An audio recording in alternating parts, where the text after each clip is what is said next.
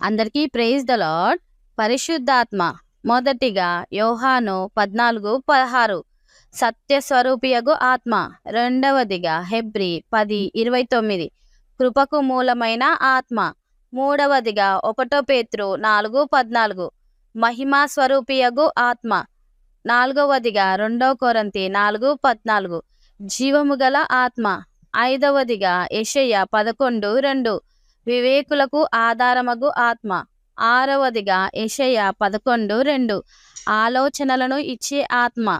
ఏడవదిగా యెషయా 11:2 యెహోవా యందు భయం పుట్టించే ఆత్మ. ఎనిమిదవదిగా యెషయా 4:4 తీర్పు తీర్చే ఆత్మ. తొమ్మిదవదిగా యెషయా 4:4 దహించు ఆత్మ. పదవదిగా యెషయా 11:2 జ్ఞానమునిచ్చే ఆత్మ. వీడియో కనుక నచ్చినట్టయితే please subscribe friends. Thank you.